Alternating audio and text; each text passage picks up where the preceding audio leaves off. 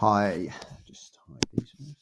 This is a brief overview of the 2023 AQA skeleton code. It's the game of Dastan.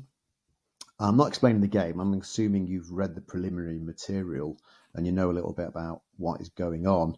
The emphasis of this presentation is simply a little bit about how it's doing that in terms of the code that's in the program.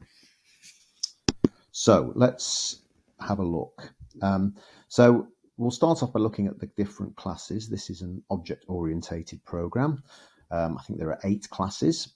Probably the major class in the game is the Dastan class, and that has a lot in it. And everything sort of branches off from this guy. If you just quickly look at the code. So the Dastan class, this is C#, although these apply to any programming language. The Dastan class, you'll notice here, has got a bunch of stuff, all this stuff on the, which I'm scrolling up and down on here. There's a lot going on in there. You'll notice that when it has a list of squares, which are the board. It has a list of players, which are the people playing the game. And it also has this thing called current player, which tells us whose current turn it is. Okay. There's also this thing called list of move option offers. That's just the to choose a random move offer if you want to take that option in the game. Okay, so just going back a second. So the Dastan class, as we've just seen, contains a list of squares. It also contains a list of players. However, it's only 2.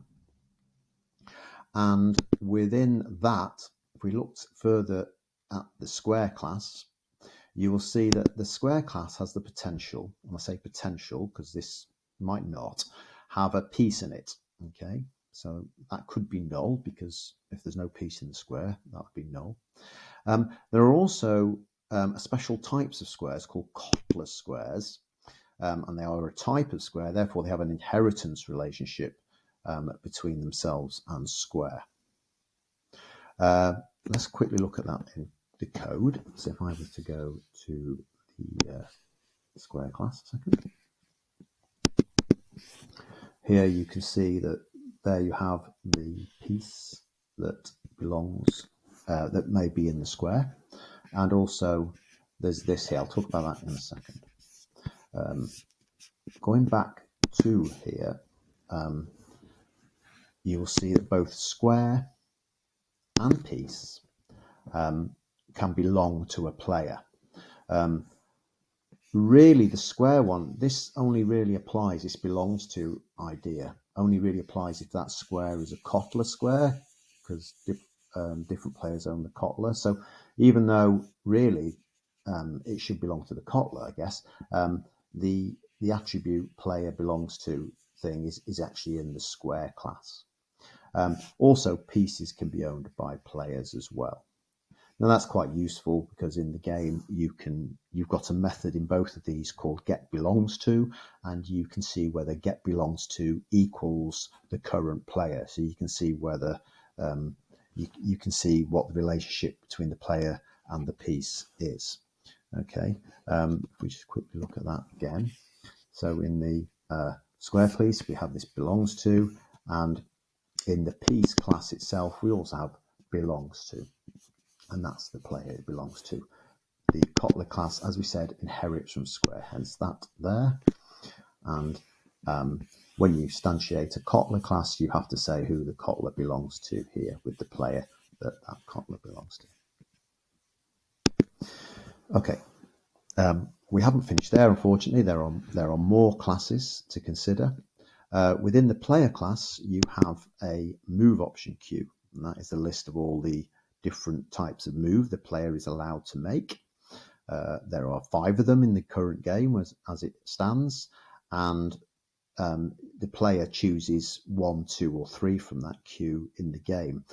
Just be careful that in the game you choose move 1, it's actually in position 0 in the queue, so you might see that the choice, which is your choice of move, is sometimes got -1 associated with it, because that's actually its position in the queue. The move option queue is made up of move options. So that move option queue contains a bunch of move options. Each of those move options in turn have several different places where you're allowed to go to if you choose that type of move. And those allowed locations are what we call move. So a move option has several moves that you can make for that particular type of move option. And again, if we look at the code for that in the player, let's go back to the player class a second. You will see the move option queue here. And if we look at the move option queue, let's delve into that. You'll see that the move option queue contains this list of move options. Going further in, there's the definition of that guy, and that guy contains a list of moves. And one step further, and the move is basically the allowed move, row change and column change for that particular type of move option. Okay, I think it's important just to clarify the situation with data storage. Even though on the screen the board is rendered as a sort of two-dimensional grid, and you might have expected therefore it to be stored as a two-dimensional array, that's not the case. It's stored as a list, possibly because a two-dimensional array could be considered as a static data structure, and therefore if you want to change the size of the board, you couldn't easily do that. Whereas with a list, which is a sort of dynamic data structure, you can grow that as long as you want it to be. But it's important to understand that the coordinate positions have to relate to their location in the list. Now, it tends to work from the top left, and that's the first item in the list, and then goes across row by row, placing the grids, placing the squares into the list here in consecutive locations. And I've tried to indicate where they relate to the actual coordinate positions on the game. There's a useful routine called get index of square that will convert the coordinate positions to its actual location in the list if you wanted to find that square. So for example, if you typed in 1, 3, we tend to type in the coordinates in the game, don't we, without the comma in it, just the row and column. It will convert it to its actual, it will find it for you in the list and return its position in the list. Okay. So that's about how the squares themselves are stored. Just to clarify the difference between move option and move. So a move option is the type of moves, and there are 5 different types of move as the game stands. One of them here, I've used the riot as an example. The riot allows you to move in one square, north, south, east or west. So there are 4 options available to you if you make a riot move. The options available to you are stored as moves, as I've said. So a move is what you're allowed, what's a legal move given that move option. And they're stored in this list called possible moves. Okay. The allowed moves are relative moves to where you are. So for example, if you're at this position, the allowed moves are you're allowed to go 1 up and 0 across, or 1 down and 0 across, or 1 left. So they are the change from your current position. Okay, you can see how those move options are built. If you look at these routines in the Dastan class, for example, the create riot move option would do that for you there. Yeah, I'll show you that if you want. So that is how you set up the different moves in the move option list. And as I say, move options contain this thing called list of possible moves, where that's built from that method. Okay, let's do a quick walkthrough of the program then. So first thing that happens is the Dastan class is instantiated. It needs 3 parameters in the constructor method. That's the number of rows, columns, and pieces that there are in the game. That's set to 6, 6, and 4 in the current game. If we can quickly look at that. Go to the program. So the first thing it does, it creates the Dastan class here with those 3 values. Okay.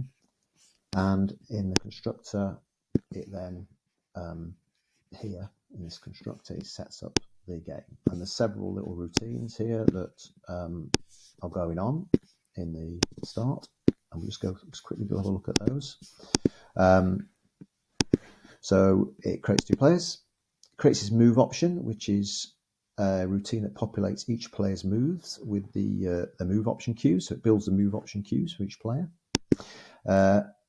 Then it creates a list of strings called create move option offers. So it's the name of the 5 moves, and that's used to randomly select one when it's your turn, and it creates the offer move. That thing you can do if you choose option 9. It then builds the board, and that involves creating a big list of squares based on the number of rows times columns. So in this particular game, it'll be 36, won't it? Because it's 6 rows by 6 columns. 2 of those squares will be made into Kotler squares. Okay, and that creates that list. And then there's a routine called create pieces, which then places pieces into the appropriate squares on the board, and that's the initial locations. Again, that's determined by how many pieces you actually want. It does all players 1's pieces, and then it goes on to do players 2 pieces, because of course they have different symbols, the pieces. Once it's done that, it sets the current player to player 0. Player 1. Just remember, of course, that player 1 is actually in location player 0 in the list. But that builds the current player, so that says whose turn it is.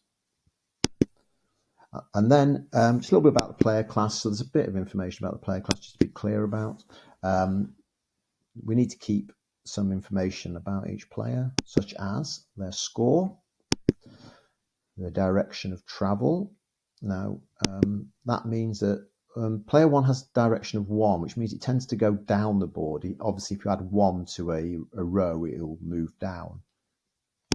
Player 2 moves up the board, so its direction tends to be -1. And they have an impact on what's a valid move for a particular player. Okay.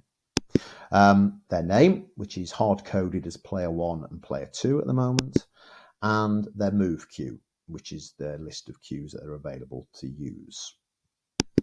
And you'll notice at the start of the Dastan class, it builds the players like so with this new player command. You can have a quick look at that. There we go. There's 2 lines of code at the top. Creates a player, adds it to the list. The rest of the player information is generated in the constructor for the player. The move option queue is present in each player, and it's just be clear that that's actually built for the player in the Dastan class. So that's that create a move option method is the thing that puts all the different moves into the player's class at the start of the game.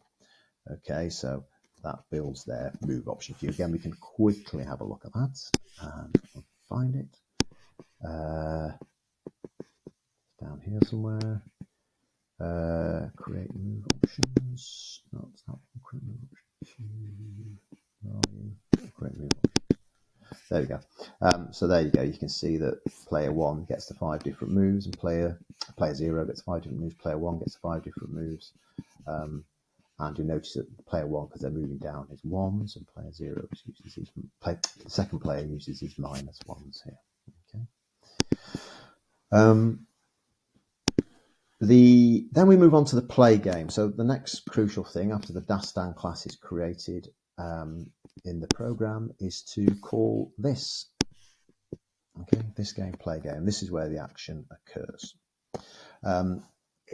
If you're first looking at this program, that's where I would start looking and trying to understand the program. Everything tends to sort of branch out of play game in terms of the actual playing of the game.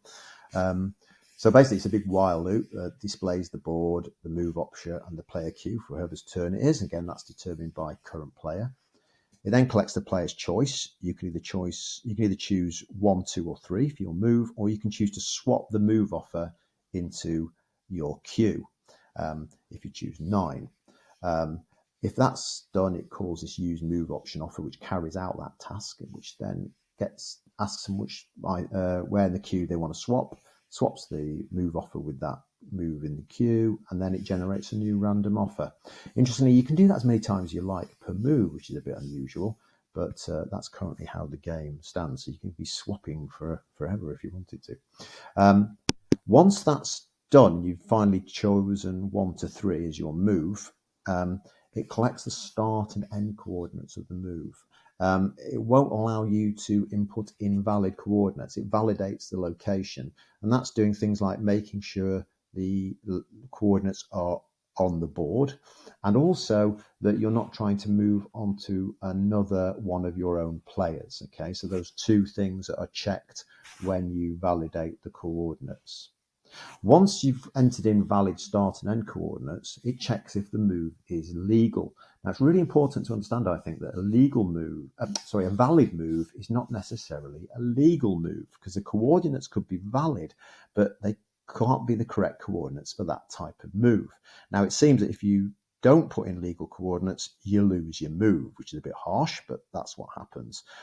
However, if the coordinates are legal, then it will do the following. It will calculate the score based on your choice of move, and it will check whether you're landing on an opposing piece and adjust the score accordingly. It'll then remove your piece from the start square reference that you've given it, and then add it to the finish square reference you have given it, and that's done in the update board routine. And then it will recalculate the score again based on what pieces you've got left and where they are. They're in the Kotler or not. That affects the score. Then once it's done that, it will swap the player over, so the current player becomes the other player. It's their turn now, and it will finally check that if the game is finished by using this check if game over method. Quickly looking at that. So in the loop, it does all this stuff. I've made some changes to this, so don't ignore it all. It's not exactly accurate, but it will be things like square is valid. That checks the square is valid, and then invalid. It'll check it again for the finish square, and then this move legal, which will check whether, given the start and end square and the choice of move, whether that's an allowed move. If it's legal, then it'll do the stuff I've mentioned. Okay, so that's the actual code in the play game. If the game is over, it'll display the final result. Congratulations if you get to this. I've usually lost the will to live by this point with this game, but if you get to this passed out of the while loop because the game has ended, it will display who the winner is. So that's a quick view of the program. Obviously, you need to explore it yourselves, and I always recommend that you go through it and make sure you have a good understanding. You can